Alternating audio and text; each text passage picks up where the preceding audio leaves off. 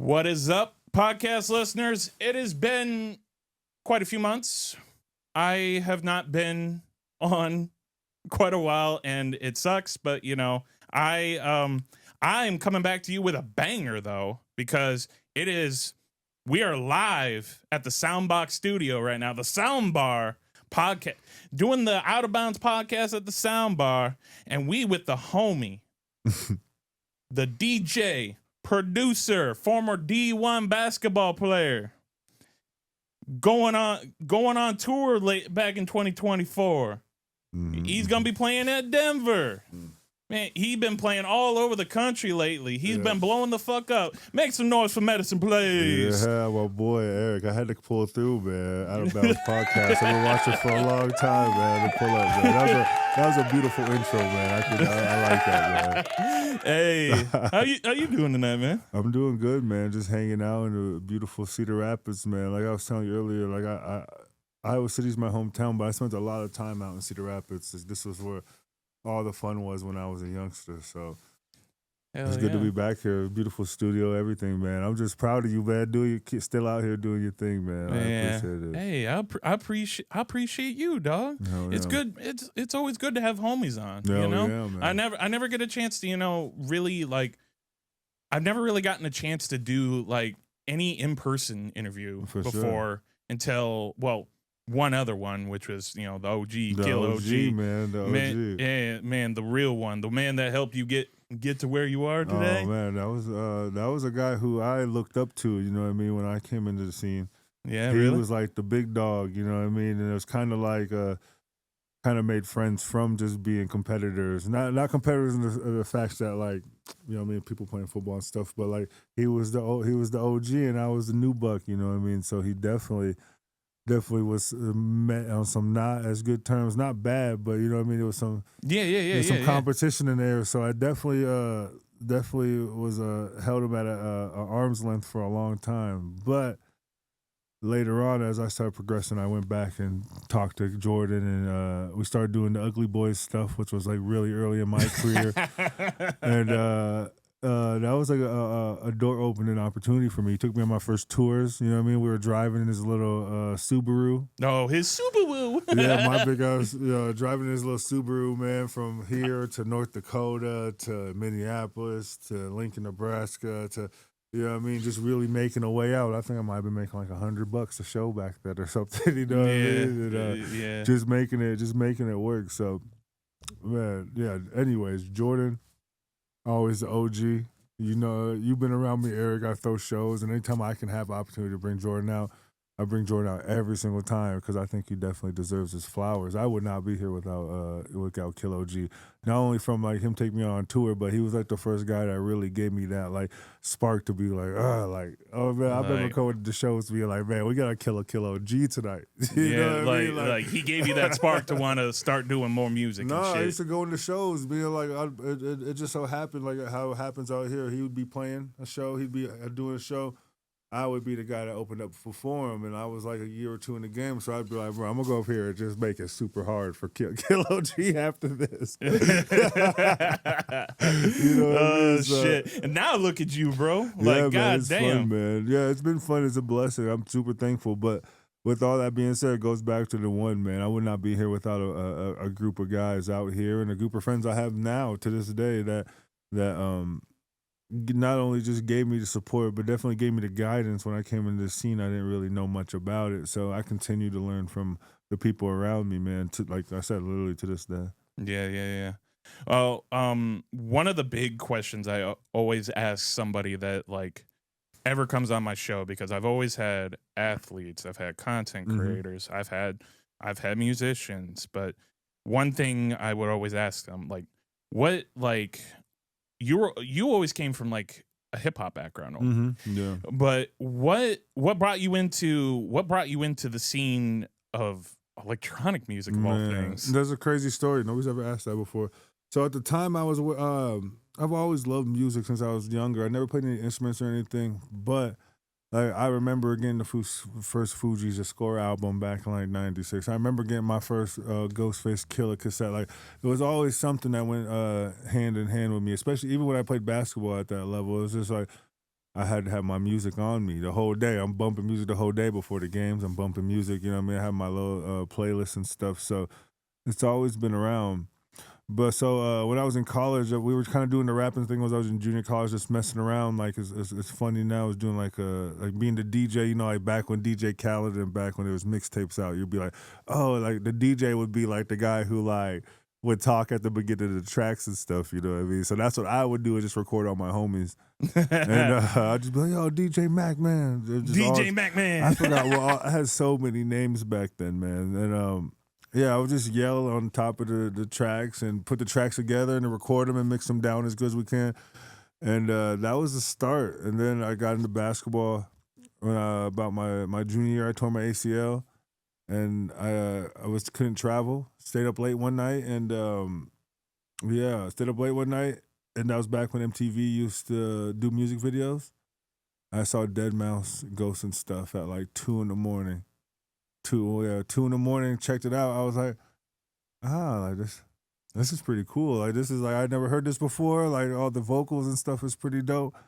So from there, I just took a dive, and it just so happened that El Paso, Texas, they were like super ahead on like the EDM train. Like my first ever show that I ever remember seeing was like at this thing called Trap Thursdays downtown El Paso. I saw Valentino Khan when he was like, what the hell? He was like, bro, this is in like 2013, 2012. And I'm just going like to the club, you know what I mean, with the homies. You know what I mean? You can check out some honeys, check out, you know what I mean, do all the double things that like, you know what I mean, you do back then. But yeah, I went there, and Valentino Khan, it was like this El Paso club. He was playing, and there was like a big pool in the middle. I remember, I can see it in my head right now. It was super crazy. But yeah, that was like the beginning of it. Just found Dead Mouse, had some homies I'd stay all summer for summer sessions for basketball. I would stay, and I met some homies I'd go play open gyms with, and yeah, they just keep showing me stuff. And then one day I was going with them to like the other side of town to play open gym, and this guy just goes, yo, you ever heard this song Jehovah by Rusko? Oh, like that's literally how it went. I was listening to all house music, and then one day he put that on me. I was like teetering over a little bit. I was like in the Borgore ruined dubstep ruined my life, or whatever it was, or Borgore ruined dubstep. That's what it was. Borgore ruined dubstep volume. So I heard all them old songs, and then yeah, I remember like it was yesterday. I was in this backseat, bro. Have you ever heard this song called Jehovah by Rusko? And that kind of opened up a whole nother like. Because I come from a reggae background, hip hop, but before that, I was my dad, my godfather's Rastafarian. My dad comes from the fucks with that type of shit. So I was like the kid in the reggae bar with your baby seat. I was in there chilling, you know what I mean? So I grew up on reggae, you know what I mean? So when I heard Rusko Jehovah, I was like, all right, this is a little bit more my style. So I kind of just went on from there and just kept looking at all the live sets on YouTube. Skrillex, that was back in like this festival trap days. So Flosstradamus, Yellow Claw, Carnage, like back in like Gladiator, all them cats. You know what I mean? So to answer your question, yeah, Dead Mouse, Ghosted Stuff. Dude, I'm telling you, dude, that was like one of my favorite tracks when I first like started listening to EDM. It was that, and then from there I went on. That was back in the day when like Pandora was brand new. Remember Pandora? So you'd be like, hey, I want to listen to tracks like Dead Mouse, Ghost and stuff. And so I just went on that big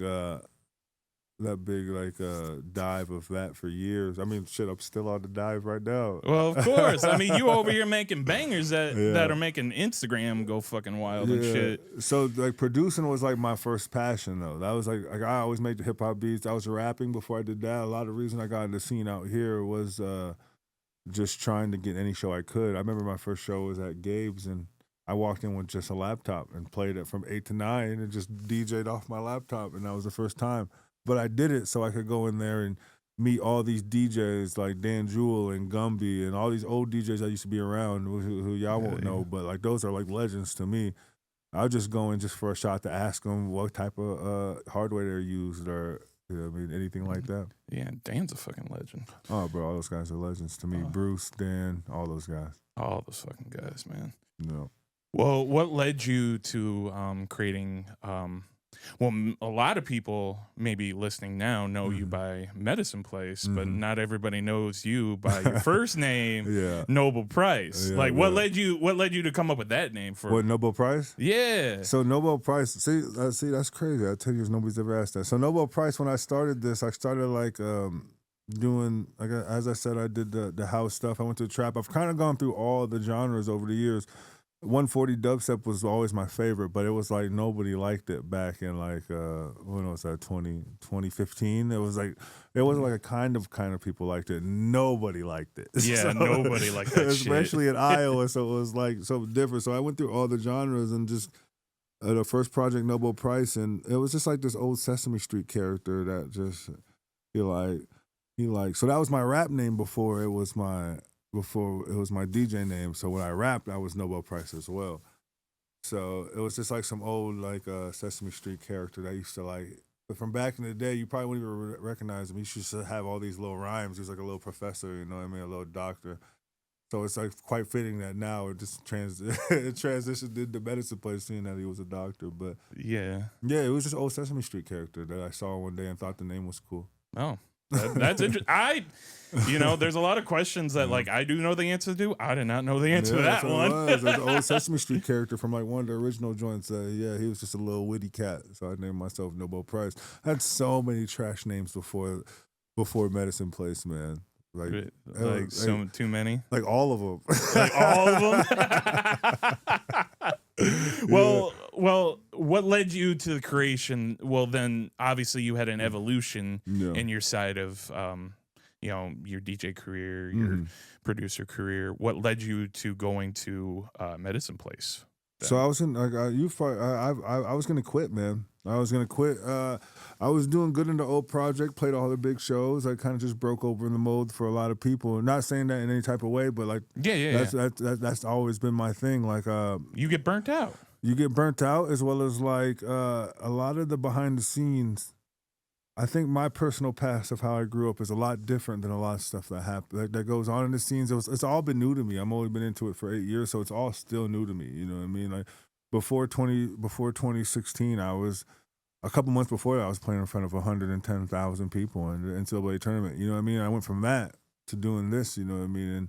And total different environment change. Like total like on the other ends of the spectrum. So it's been an adjustment period, so it was a lot of stuff that didn't like align with me very well. You know what I mean? Everything in music was doing good, but it just didn't align with me, and that's just the type of person I am. If it doesn't align and if it doesn't make me happy or stuff, I have no problem saying, let's do something else. Or we can just put this effort into doing something else. So to answer your question, it was just a crossroads. I was done. It was right before COVID. I was like over it. You know what I mean? And I was like definitely trying to find something else to do. But I did have an urge inside me to recreate. You know what I mean? I thought about several names before. And one day, like right before COVID happened, I was sitting there watching some type of, like Hamilton Pharmacilia, where they talk about all types of hallucinogenic drugs or just drugs in general, you know what I mean? I was watching this joint about these old Native Americans, and this guy with this old elder was like, yo, when these elders used to take this medicine, they used to go to their medicine place. And it was like a total, like when I heard medicine place, it was like one of those movie moments where everything gets super ringy around you and you feel fuzzy. And it was really one of those moments for real. Like it was definitely like a life-changing moment because I heard it. I had the same like this. I had gone through a bunch of names. Before, I'll let y'all know exclusive. Before it was Medicine Place, I was going to name this project Mood Swings. Just do which is kind of like the same as Medicine Place, but doesn't hit like Medicine Place. You know, you know what I mean? But yeah, when I heard that, it was just like something I was like, all right. Like it was like a movie fuzz moment. It was like, this is what it is. Medicine Place sounds exactly like what it's supposed to be. And just went from there. This project started as just a way to me to stop being scared to put music out. Because a lot of people don't know, you know me, but in that old project, it was popping, but I didn't put out that many songs. And producing has always been my favorite thing. So I was just scared to put music out. It would be like, it's not perfect enough. You know what I mean? It's not, just got stuck in that loop for a while. And this project started as that. It was just like, let's just put music out. Let's make sure nobody knows who it is. It's grown by itself. Yeah, that's the funny thing, by the way. I remember going to a show. It was at Gabe's. I think it was like somebody. I think it was somebody booked like a national touring act. I cannot remember who. Yeah. I go up in there, and then I see you, and I'm like, dude, you're coming on?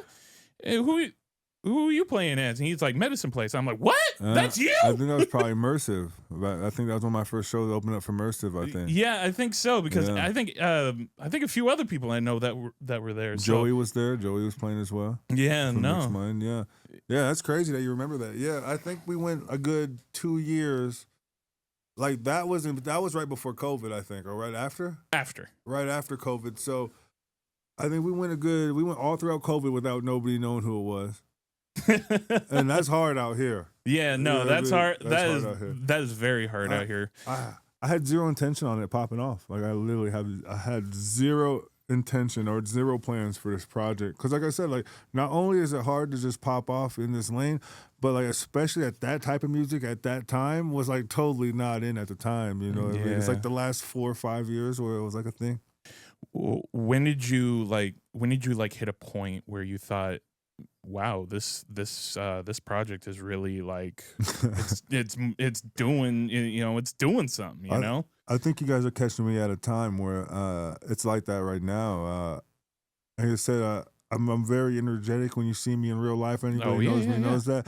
But anybody who knows me knows I live a very quiet and peaceful and private life. So it's like I never had any expectations. I would never reach out for expectations. I don't have any entitlement of it. So it's pretty much like you guys are kind of seeing me like kind of find my footing, as well as like seeing exactly how it's going. Because like I tell people in the Midwest, like I get booked by the same people. We were all starting off years ago, like 8 years ago. Like a lot of people I get booked by in the Midwest were guys that I was grinding with, trying to get opening slot back like in like 2016, 2017. So like I say that to say everybody's gonna support out here, and I love that. And like, oh yeah. But until I started until I got an agent and stuff and a lot of stuff like that, and like started traveling about, I had no idea how big this project was. Yeah. I mean, I think you told me the other day that Sullivan King was I would have never known that. Yeah, stuff, no, you know what I mean? I literally go on your fucking SoundCloud just to like, go around and look, because I'm a big helper of your project. I'm a big believer of your project. You're definitely tapped into the project. You have been for a long time. Ain't no fucking captain. You the fucking captain. Yeah, I said tapped in. You've been tapped in. Oh, for a tapped long in. time. Yeah. My hearing is fucking terrible. But like, yeah, I'm always tapped in. I try to, go in there and like, just check it out, see what's going on, and I go in there and I see who, like, I just check, who's following who, like For mutuals and shit, and then all of a sudden I see Sullivan King. I'm like, what? No, man. What? I mean, that's cool because like a lot of this stuff that like happens, like I feel bad a lot of times because I feel like people expect me to be a lot more excited about that. But like one, I don't really know who these people are. Yeah, you know what I mean? Like, no, I get it. I respectfully, they're probably dope as hell. I don't know who they are first, and two, it's like as a person, me personally, I'm super uncomfortable. Like I said, you've been around me. I'm the type of person like I don't need to be told how good I'm doing or anything like that. Yeah. No, I like to stay focused, and like it's honestly better if you tell me how bad I'm doing. Like we have a way better conversation. If we're doing that. Well, in terms of my personal life, you know what I mean. But so I say it to say like a lot of my friends and a lot of people I surround myself now definitely keep me tapped in on that realm of of being like, oh man, this guy reposted a track of this. I'll be like, okay, that's dope. Like if they're hype, if my friends are hype about it, I'm usually pretty hype about it. You know? Yeah, I mean? you'll get hyped about it and then move on to the next one. Well, because I have no expectations. Like I said, like I don't even know. Like I could be standing next to a bunch of these people, and I just am so tapped out. I have no idea what they look like really or anything. You know what I mean? And plus, I like respectfully, I don't really care. I care more about like how people are, like when I meet them and stuff. And if they're cool, you know what I mean? That's one thing I hold dear is like a lot of the homies I say like in this scene and like the producers, like I say like those are my real homies. You know what I mean? I met a lot of those people when. No. They weren't anything like, or we weren't doing anything like we were doing. So like I really cherish that and like the genuinity of like artists when I meet them more so than anything. Yeah, when you that explains, being friends with Levity, because Oh man, day one homies, man. you've been tapped in with those motherfuckers for a while Day now. one homies. I say like Levity and Tape B are a good example of why you just treat everybody the same exact way. You know what I mean? You don't. Mm-hmm. I met Levity. I remember bringing Tape B, my homie Burke, out to Iowa, Des Moines, Iowa. Like I was at that show. Shit, probably. I was at that show 5 years ago, 6 years ago. I've Yeah. been a Tape B fan since he probably had about 1,000 followers. You know what I mean? And showing my homies and bringing them out. And I don't even think he was headlining. He was opening up for somebody else, and there might have been I know 20, who, but I'm not going to say who it was. 20, 25 people there. And that was probably one of my first shows under the project. And just I always had a good time with them. Same with Levity. They went to college out in Iowa. When I was when they were freshmen, I met them when they were freshmen. We kind of just killed the scene together. I was kind of like that underground, like hole in the dump bar guy that would throw the crazy ass bangers in the ratchet spots, and Levity would be on the other side throwing, just killing it on like the college scene and playing up at Summit back when the jungle was popping and Oh like, my the God, electric jungle Summit. back in the day, and so like. But we've always been cool. I've been cool with John and PJ for a long time, and so it was kind of like it's cool that I can go back out on the road with these guys, especially like just push the sound and not only just be like like any type of like environment with it. Those are like my homies, you know what I mean? Those are people that I enjoy being around. Those are people, if they walked in the studio right now, we be kicking it, you know what I mean? Absolutely. I can only imagine. I love those dudes. Oh yeah, hell yeah, absolutely. Yeah. What would you say is like one of your like biggest influences in music? It doesn't have to be like In terms of a person, or you mean just period? like just in general. You could Yeah. like you could like okay. I'll frame this question as like maybe like a two-parter. Yeah. Like what would you say is like a big inspiration to you from music as sure. a person and as like an artist? Doesn't have to be EDM either. No, for sure. No, I think it's definitely like I told you earlier. This has all been like a learning experience for me. Just like not only from the music. The music's totally new to me. I didn't hear none of this music until a couple years ago, as well as like the scene and the interactions you get into. Because like I said, like we'll probably get into it later. I played D1 basketball, and just like even before that, have been part of like a community which like you kind of have like a spotlight on you, and you kind of have like all these like rules like that, not rules and like actual rules, but like this game that you get put on along the way to to have longevity, you know what I mean, and be like, hey yo, you can't do this if you want to do this, you can't do that, and it's been different to go into like a realm where like there's not as much of that, but there's a whole lot of love, you know what I mean, there's a whole lot of love, there's a whole lot of people who like are looking for love, and a lot of people showing love. So to answer your question, with this project, and the thing that like kind of steered me away from the last project is like I was very self-conscious. I don't know if you remember back in the day, I'd be like I was different for this realm, but I'm totally different from this realm. You know what I mean? Plus nobody knows who I am. Plus, you know what I mean? It's just a different vibe. But also I say like the music and all that stuff financially has all saved my life. But like even being able to have this conversation, like I've always talked to you, but 3-4 years ago, I wouldn't have been open up to this at all. You know what I mean? No. And that's the thing. And I tell people, so it's like I've learned a lot through this scene. And the thing that's kept me in it is just like the genuine love that I see through the project. Absolutely. That people really feel a part of it. And like the things that I was self-conscious about in terms of like letting people in and having these type of conversations and let people know my life and letting people know, you know what I mean, have a real genuine, let people inside my sphere. You know what I mean? Is like the thing that is my biggest gift within this, is to be able to like, cause I've been able to cultivate something where it's like, yeah, if you follow my my stuff, I always say we. I truly don't feel like it's me. I feel like I make the music. I feel like the reason people come is because they know that there's a bunch of homies that I've talked to just like this until whatever hour in the morning, you know what I mean? And you can come there, you can be yourself, you can dance, you know your friends are going to be there. You can do whatever you Yeah, want. and that's what I say. I always tell people, if you see somebody in that medicine place gear anywhere in the world, you can go up and talk to them. Like, Yeah. It's somebody that I made it so it's somebody that I personally have an interaction with. If I don't know them, somebody that I know, it probably might be one of your friends or somebody else's friends.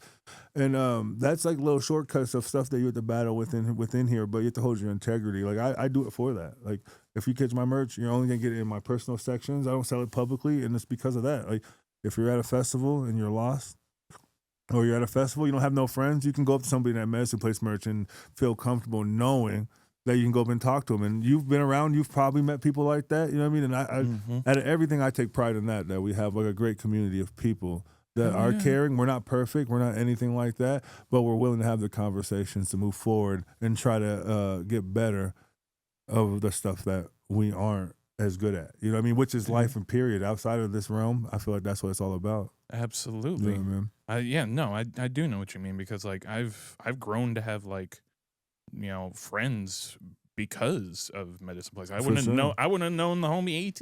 Man, that's what I'm saying. And like that stuff, like out of all the biggest Skrillex playing a track or anything, like those are the interactions I have around the country that make me feel good about the project. You know what I mean? That keep me going, because it's like there's also a lot of a lot of stuff that get me down about the whole thing, the whole process, like you would in any other process. But when I go places, I always tell people I couldn't quit if I wanted to, and it's not because I don't love it. It's because like we're leading something where people actually feel like they're a part of something, and like as you go on in life, you start to realize that a lot of people are just not that. They just aren't fortunate enough to feel that feeling. You know what I mean? Of being like, all right, I'm doing this. I built this up. You know what I mean? I thought this out. I built this up. I held to my guns.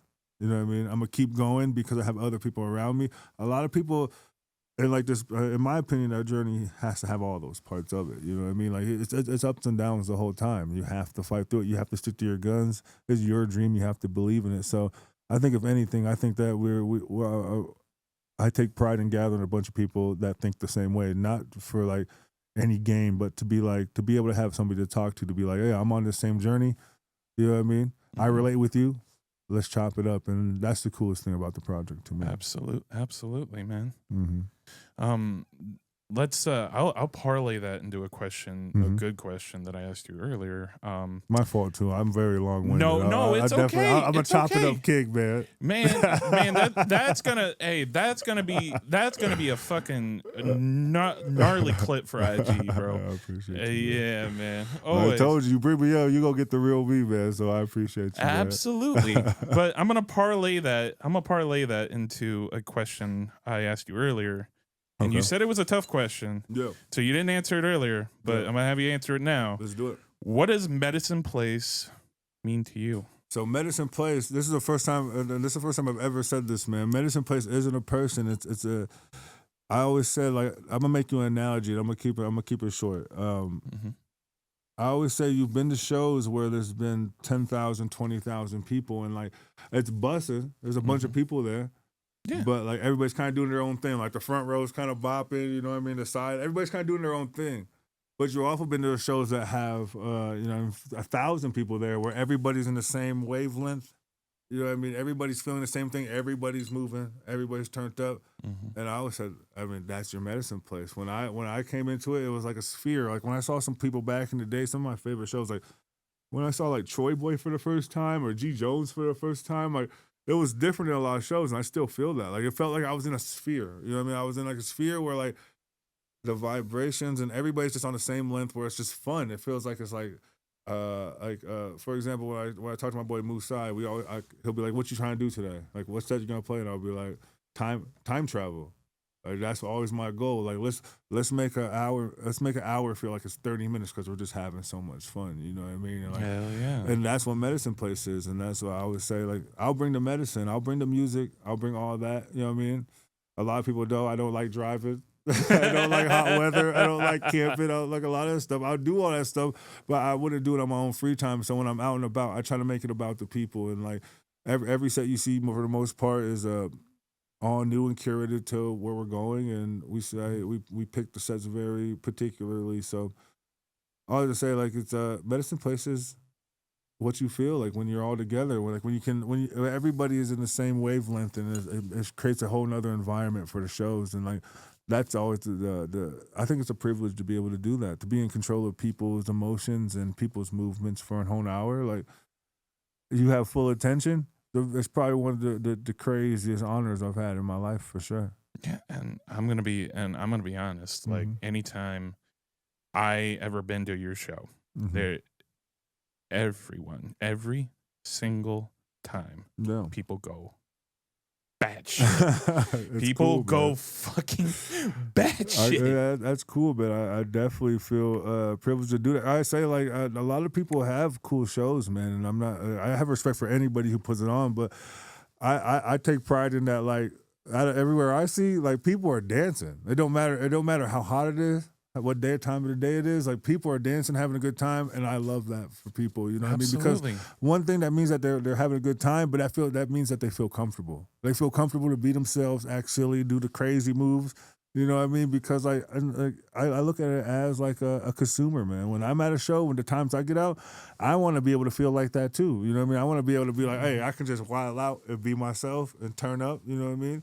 And but it's a privilege. You know what I mean? You have to care about that type of stuff like that as an artist. I mean, in my opinion, this kind of just goes into like the Charles Barkley, you don't need to be a role model type of thing. But I feel like in our position of people who like have people who like really care about the projects, I care about putting on a good set for them. Like I said, I get nervous every set. Every set. You see me before sets, I'm pacing, you spoke about a little cigarette, you know what I mean? Yeah, I get every nervous. time. But it's because I see that people are so fucking connected to it. And people, like I said, people have been with me since my first song. Like people have been with me from my first song and like supported, and I've been talking to those people since my first song. You know what I mean? Absolutely. So, yeah, it's a big privilege, and yeah, Medicine Place. That's a good question, man. That's what it means. It's not a person. It's what we can create together, and that's the foundation of the whole project. Hell yeah, 100%. And like the feeling of community has always been like has always been like a thing to me. Like you even like gave me the inspiration to like bring in a quote for my channel, the Stand 004 channel, baseball, community, and corn. 100%. Because you know I'm all about that corn, pop of corn and shit.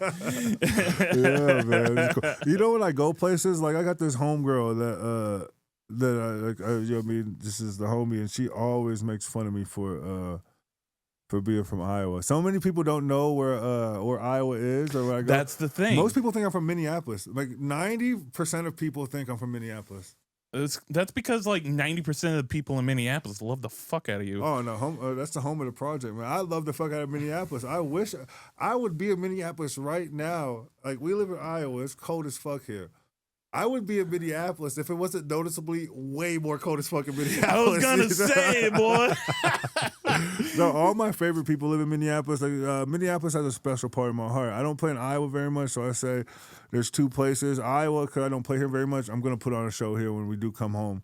And Minneapolis will get my heart. Like you'll get a different version of Mac, and you go get Mac in Minneapolis. we gonna do it up, and I owe it to them, man. I owe it to Minneapolis, and that was the best advice I ever got, man. When I came in, I worked the side doors. Probably where I met you. I worked the side doors at Blue Moose for the EDM show. Fucking Blue Moose. My first job ever. I worked security at the Blue Moose on the side door on EDM night because nobody wanted to work it.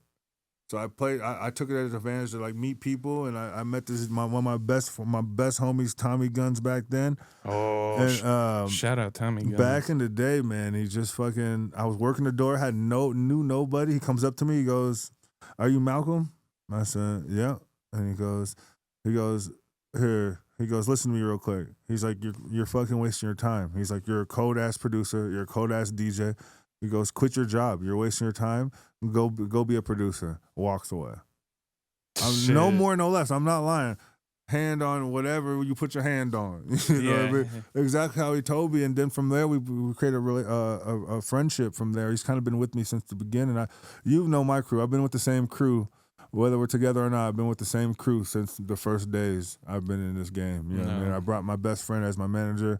All the home dogs I brought with me. So it's like, he gave me the best advice. He told me, bro, there's this festival out in Minneapolis called Infrasound.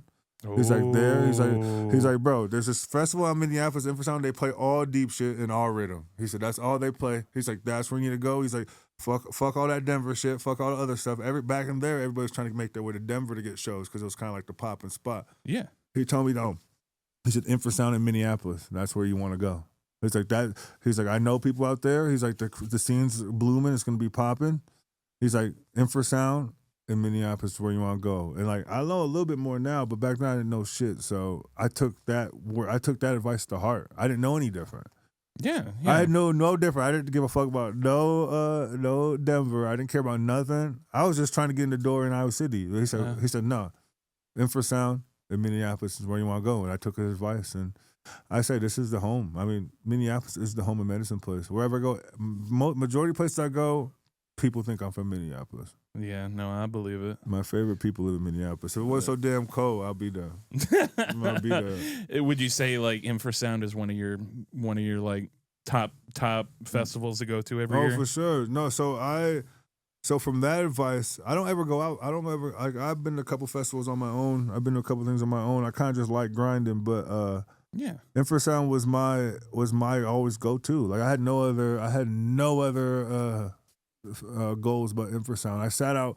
I turned my phone off. All my friends go every year. It's like 2.5 hours away from me. Yeah. All my homies go. My best friends in the world go every year. And every year they'd make fun of me. All right, bro, just come. I held out for 7 years straight for infrasound. 7 years straight.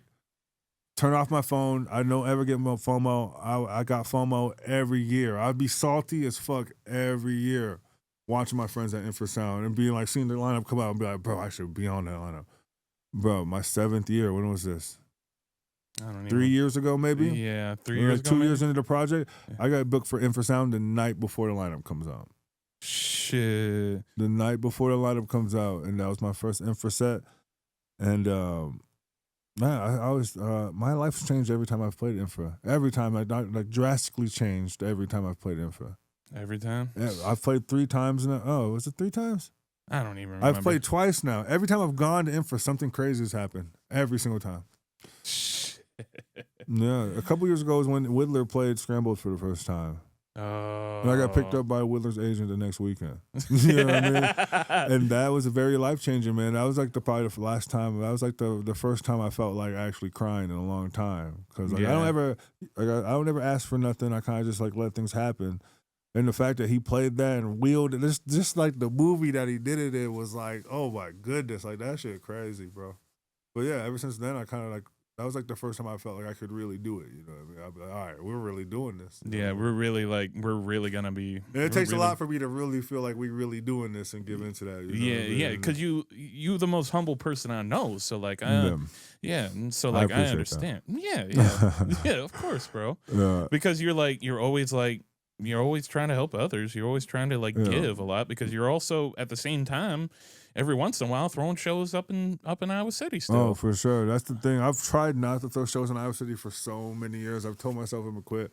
But I enjoy doing that, man. It keeps the scene alive, and like I said, humbly saying, I remember like fighting to keep the scene together, like back in the day. Like we've gone through a lot of people used to make fun of me for throwing shows. Like people used to make fun of me, be like, bro, you're gonna throw shows at Gabe's, that shit's gonna be trash. You know what I mean? Like, and look where you're at now. Gabe's is popping. Yeah, know what I mean? Gabe's is always popping. And I'm not saying that to feel special or need any credit, but I'm saying like that wasn't just me. That was like a whole group of people. That was just me being the one to step my foot out and be like, all right, this is what we're gonna do. And then people followed. Like just people trusted and followed in and like made it something new. And like, so I say, I feel like that's the role I take the most like, what do you mean? Pride in this whole thing. Like, the music's cool, but being the person that could just be like, fuck it, I'm going to go outside my zone and say, oh, hey, let's do this.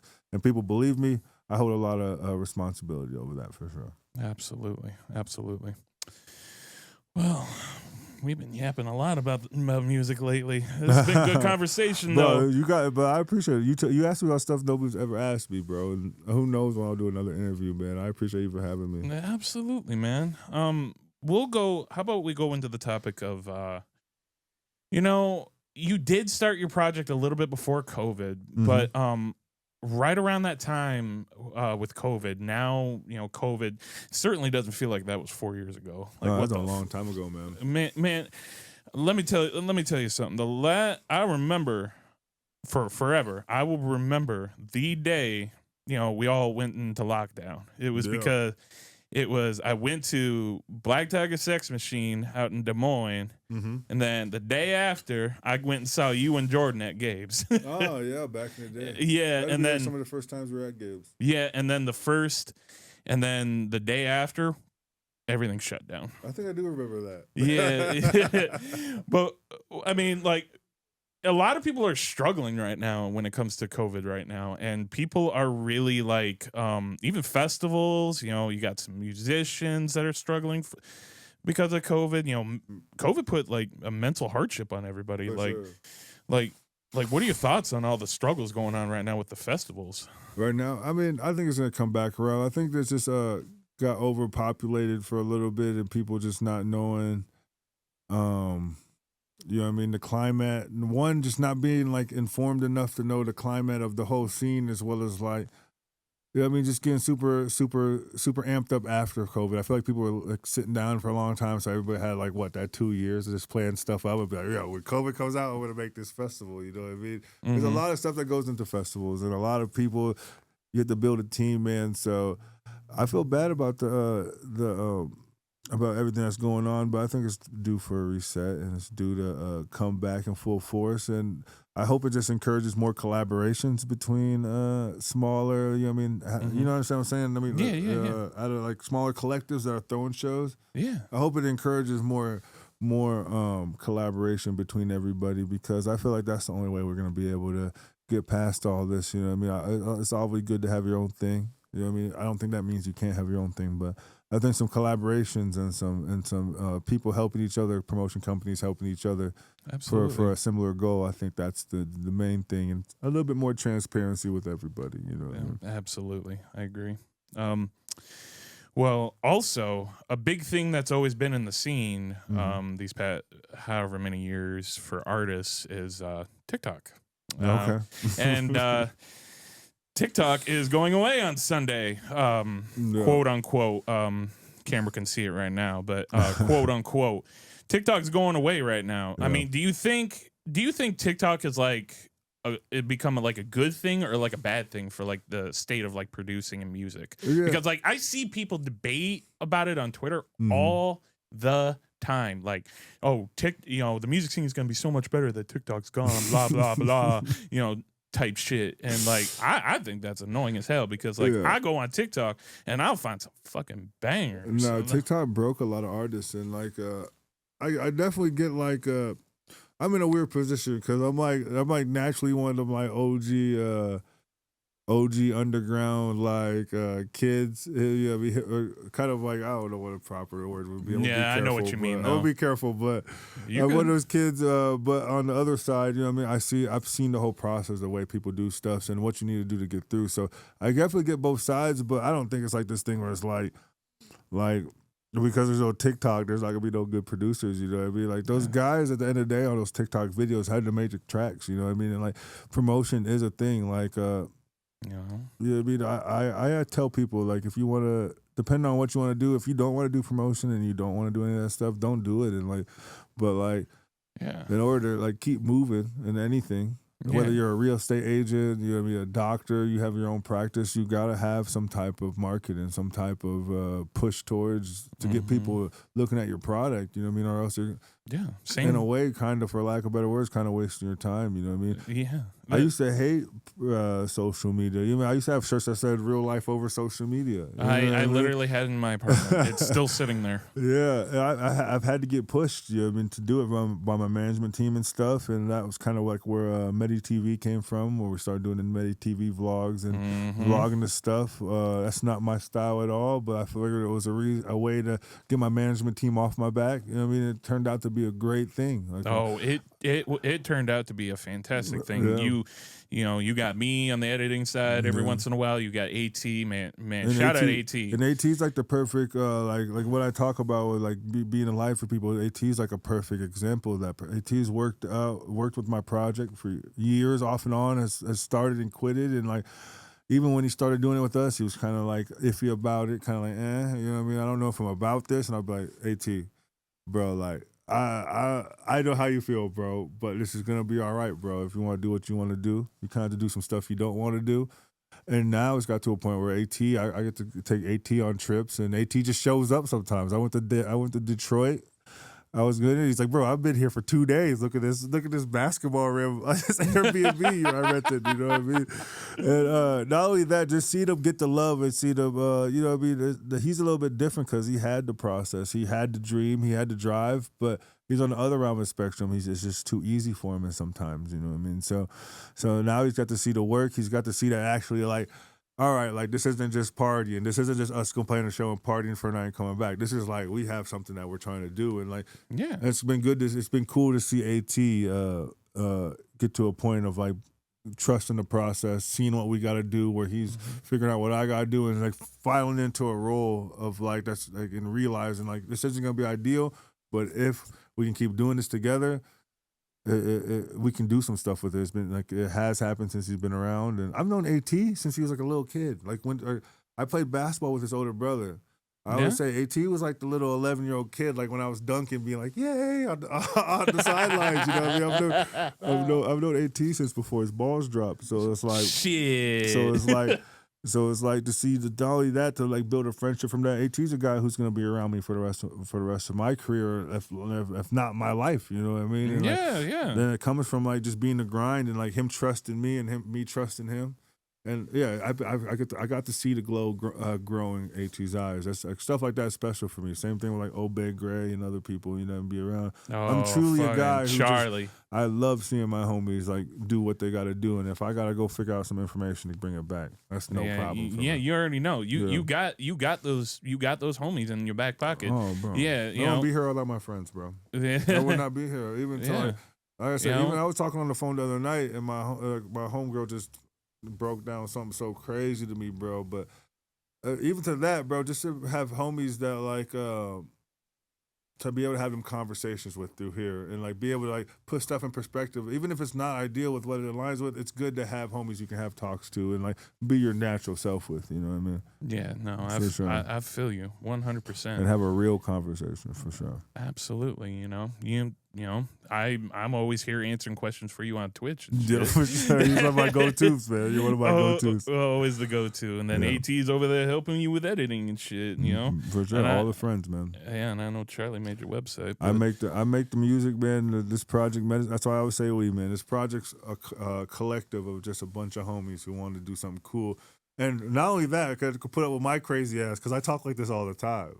You know what I mean? So and that's why I'm like, that's why I feel like this is like the perfect setting for you. Like, you know, you can sit here and yap all you want. You know? Yeah. It always has like it's very thought out. You know what I mean? So I appreciate you for having me, man.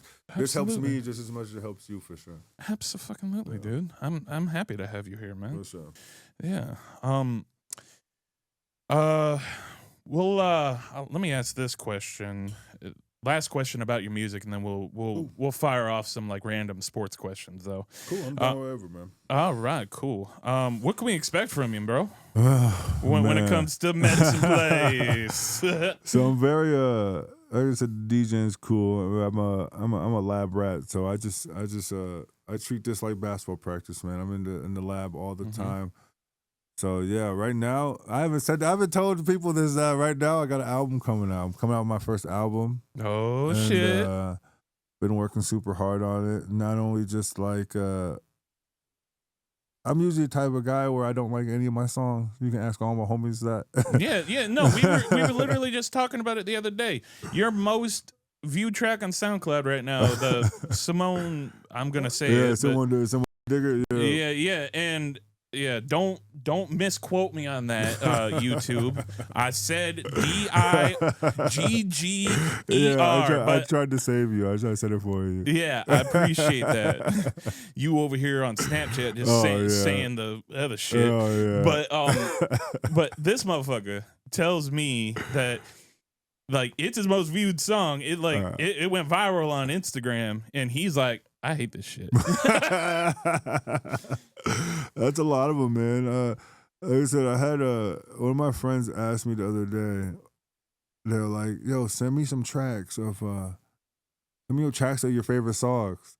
Like she's like, "Send me some tracks of your favorite songs that you've made." And you know me well enough to know, like, bro, like that's the worst question to ask my ass. Because I was like, man, I don't like any. I mean, it's like I like the songs; they're all unique and stuff. They're a part of the journey, but like.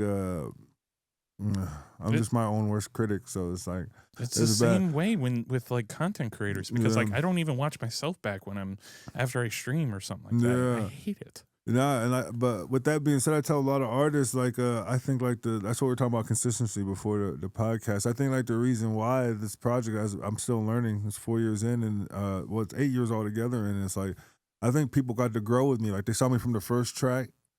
And 90 tracks later, it's like people got to see like how much better we grew over the time, you know what I mean? So they feel like they're a part of the project. So I was fortunate enough that this project kind of popped off right from the beginning, you know what I mean? Like I was kind of fortunate that both projects popped off right from like it's even more crazy to think of the old one, how crazy we're doing with the old one now. But yeah, bro, this one's wild, man. It seems like we've been here for 10 years. We had our first show in 2021, so we're going on 4 years down. Shit. Like even one of your old songs popped up on my save because I was just like shuffling through my save songs. One of your old songs I had not heard in forever. Fucking Root Rocks. Oh, that was an old one. I played that at Symmetry for the first time because I had a homie asked me to play it. That's the one I like. That's a good one. Yeah. I will tell you, one of me and my girlfriend's Haley's favorites. What is it? Crow Hop. Crow Hop is another one. Your name was some good. Crow Hop is off the Defy Culture, who are my brothers, Chief Kai and King Shada.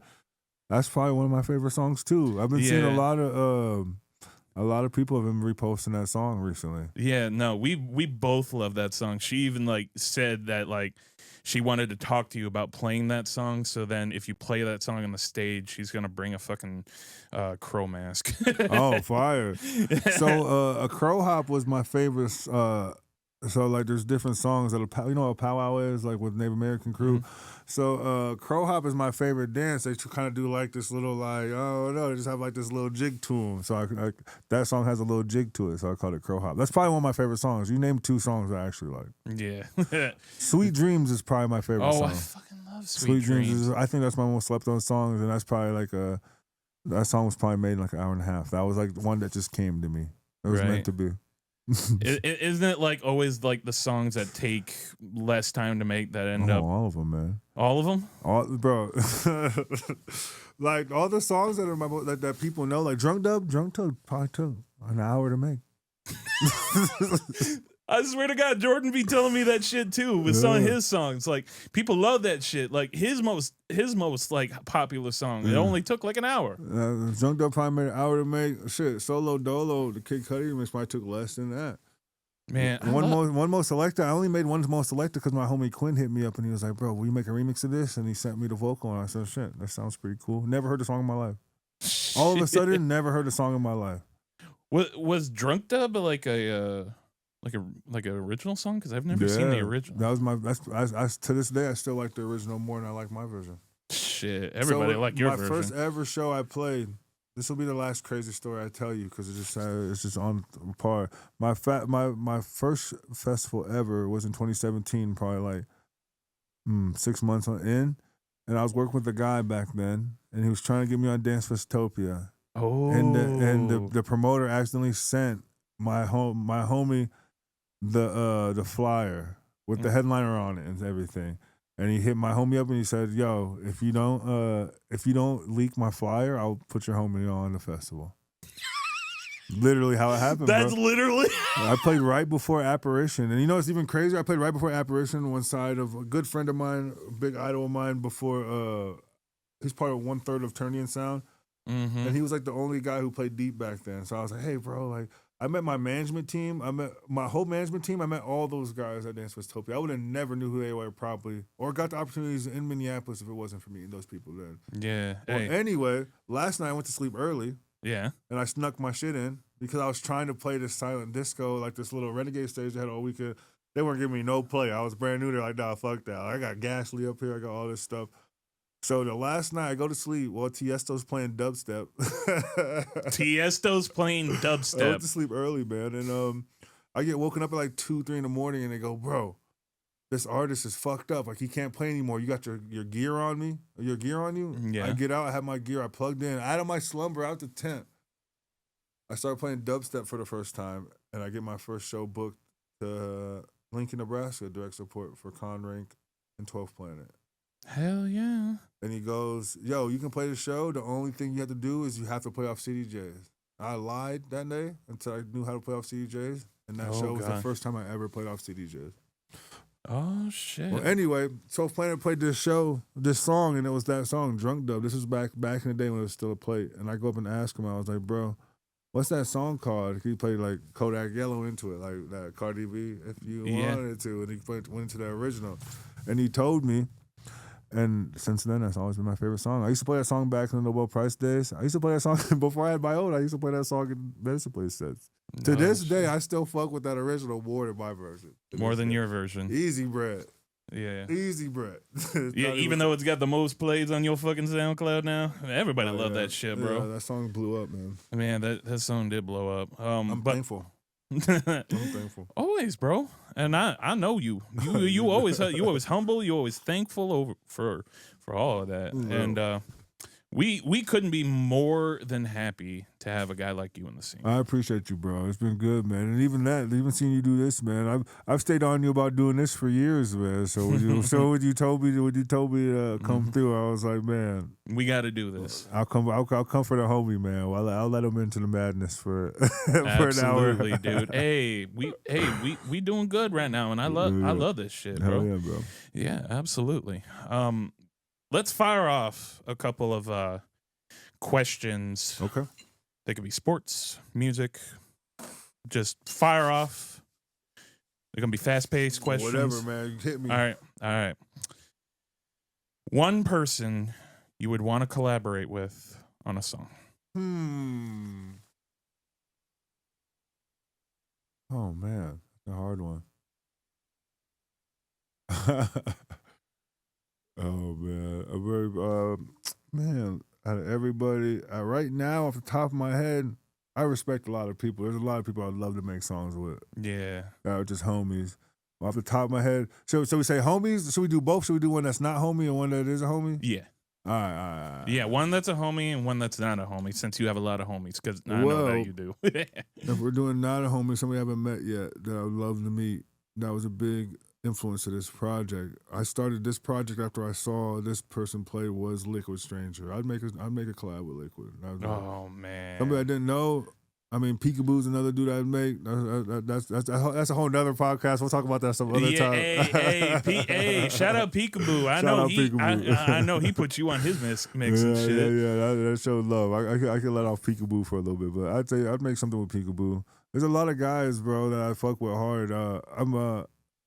Like I told you earlier, there's not really a competition in terms of that, but there's a lot of guys I look to keep me sharp, to keep my sword sharp, and like I tell them that I'm like, bro, keep killing it, because the more you kill it, I'm gonna kill it. And like, there's this dude named OK Jake, super fire right now. Dank Frank, super fire right now. Shit. Creaso, super fire right now. I'm gonna have to look him up. Torcha, super fire right now. Oh, I know Torcha. Torcha's kept me sharp for the last year and a half, man. I'm a big fan of his project. We kind of do the same thing, and when he sends me a banger, I gotta make a banger. I have no choice. Banger after banger after banger after I banger. met him this summer. He's super nice, super cat. We're very similar in terms of our whole approach about stuff, and I need guys like that to keep going for sure. Yeah. Absolutely. So, homie, I'd love to make something with my boy Mick Man. You know who Mick Man is? Yeah, I've heard of Mick Man. I saw him live. Mick Man is a good homie, man. That's another story. I don't know how you want to get deep down, but I love we'll that save guy. that. We'll save the Mick Man story. Yeah, we'll save the Mick Man story. We'll save the Mick Man story. I got you. Hey, if you got more stories, man, we'll do another podcast. We'll do another one later. I'll save the Mick Man story for y'all. But nah, Mick Man's a good dude, man. I look up to him a lot, and if I was to collab with some homie I haven't collabed with yet, it'd definitely be him. Just because he's a good dude. To be in the same space as him and do some cool shit. Absolutely, man. Hell yeah. Absolutely. All right. In terms of like, I know you've been paying attention a little bit to sports. Oh yeah, I'm still on the sports. Yeah. Who you got right now in national championship? The college. I gotta go Ohio State. Like I grew up a Husker fan. Which y'all ain't gonna like it. But even back in them days, I used to fuck with. I came up during like Maurice Claret times. Oh you shit! Know what I mean? Ted Ginn Jr., EA Sports back in the day. You know my god, bro! You know what I mean? So I definitely have some love. I can be honest. I haven't watched much of Notre Dame, and being a Nebraska fan, I'll never watch much of Notre Dame. So so I'm gonna go for Ohio State. Hey, Nebraska. No, Hey, shut up. I'm about to leave this podcast. Hey, I'm just fucking with you. I'm just joking, bro. Yeah. the Hawkeye, I can fuck with the Hawkeyes a little bit, man, but yeah, since you from Iowa and shit. Yeah, since I have no choice, it's like 20%, 15%. Yeah, no, it's understandable. I was born with it, man. I'm black and red to the day I die. It's the only thing I really pay attention to. Black shirts all day. Black shirts all day. Hey, my family grew up in Nebraska, so we I coming understand. back too. We coming back. We ain't gonna be talking shit for too much longer. Oh man, Dylan Raiola and shit. Yeah, we gonna be good. Just Rule in general. With Rule there, we have a steady coach that's gonna be there for a while. Hell yeah. I look forward to being a Black Shirts fan. I went to my first Kinnick game last year. Nebraska beat Iowa. I was at the Lions Den. Me and my boy Gloom Trench. Oh, Gloom. He's a Nebraska fan too. Me and him went first ever Kinnick game. I went there back in the day for like recruiting trips and stuff. But growing up on my own time, Kinnick game, fucking winning the Lions Den. We're trash. Go and beat Iowa in Iowa, bro. Highlight of my life for sure. Hell yeah. Going to Kinnick is like a different breed because like Iowa City just turns into for sure, like into a different like. I used to play the frat parties back there. That was like my thing. Like when I first got on the scene, I had like this homie through my bar. Their fraternity would pay me to come in and just wreck shit for a little bit. Like I'd play like a bunch of like. You know what I mean? Yeah. Playing some shit like that. And then I just go into like some Troy Boy or like some Turn Up shit or something. Like I just want to pop up on places and play, bro. Like I don't care about all the extra shit. Yeah. I'm trying to like be like, all right, what people really turn up for the kid? Like absolutely. Oh no, I was just leak some more stuff, dog. We ain't gonna leak no more stuff. Hey, come on now. Hey, is there something you want to share with the class? I'm just kidding. No. We have some stuff coming up though. There's some stuff that's about to pop off. That's gonna be super dope. I bet. We got some stuff planned for sure. Yeah, hell yeah. I love to hear that, man. I know you a big basketball fan, being a former D1 player. Who you looking at in NBA right now? Man, big Wemby fan. Fuck with Wemby hard. I've liked him for a long time. The cool thing with basketball is you kind of follow these kids since they're like younger. You know what I mean? Like it's kind of like just like how basketball goes. So I've been following Wemby since he was like 14, clapping up Rudy Gobert. So shit. I've naturally come to fuck with a bunch of Minneapolis sports. Yeah, it just happens like that. I fuck with the Timberwolves. This year was like the first year because I got beat. You lost Cat though. I mean, I never really liked Cat. I don't like Gobert more, but I would have kept Cat. But Cat one of them needed to get up out of there. Yeah, no. Fuck with the Vikings this year. This year's my first year really watching the Vikings. Unfortunately, bro, it was my first time being like committed on watching the playoff games, and I've always heard about people be like, "Oh, this is like some Viking shit right now." Yeah, bro, I put bread up in everything, bro. Yeah, and then you saw that one game of them playing the Rams, and it was just it was bad. I mean, womp. Like I said, I got one of my friends. A lot of my friends fuck with the Vikings. So this year, you know what I mean, Sunday. Usually get a message or something about what's going on with them, so I definitely tap in now. Listen, Minneapolis always has a special part in my heart. I always keep track of it. Hell yeah, absolutely, man. Well, I think this is a good time to end it here. You want to shout your shit out right now and have any closing words for anybody, man? No, I don't have to shout that out. Just thank y'all for being here, man. Medicine Place, only one in the world. Check it out on all your platforms. Literally every platform you can go. Only difference is if you hit me up, I'll actually hit you back. So keep in touch. Yeah, come over to the Discord. Discord, yeah. Man, we're all on the fucking Discord, including myself. I'm here for y'all, man. I'm definitely down to kick it whenever, man. We're all either gaming, we're scheming, we're doing something in there. Yeah, we can do that again. That was my first interview, man. I hope I didn't talk your ear off too crazy. No, I fucking love this shit. Dude, no, you didn't talk my ear off. I love this shit, bro. This shit is amazing. And I can imagine that you have plenty of other stories to go around. We didn't even get into the basketball stuff. I got stuff for days, bro. Then, dude. I'll come in here every couple months, man. I can give y'all some stories, man. Yeah, absolutely. It's all stories, man. What did I tell you last time? McMahon story. I already tell y'all McMahon. Yeah. I got basketball stories for days. I played basketball against anybody you know right now. Everybody. Yeah. All right. Well, we'll close it out for now. Shout out to the 5 viewers over on Twitch right now. I appreciate y'all. Oh yeah, 5. We turned up. Yeah, we turned up. But this podcast will be available over on YouTube, Yeah. over on Spotify. We'll get clips on IG. We'll get clips on probably not TikTok because it'll be gone. But if you made it to the end of this podcast, we appreciate you. I appreciate you. Thank you so much for joining us. If you would like to support more, go on over to CubsFan004.com and check out Cobb Crew Plus. You can just join for $1 only and watch all my videos, all my podcasts ad free. But I appreciate you, Malcolm. Thank you for coming. Man, I appreciate you having me. Like I said, nobody but my boy Eric, man. Nobody I'm gonna be back too. I'm gonna be back. I'm gonna be a regular on the Out of Bounds podcast, man. You gonna be a regular? I'm gonna get you some guests too. Man, I'm gonna get you some guests. Yeah, we'll work on that. I'm gonna get you some guests, man. All right, that sounds good, man. I appreciate y'all. Shout out to y'all. Take it easy. Have a good one. And this has been Out of Bounds with Cubs Fan 004 right here on YouTube, Spotify, and wherever you get your podcasts. Take it easy, y'all. Peace.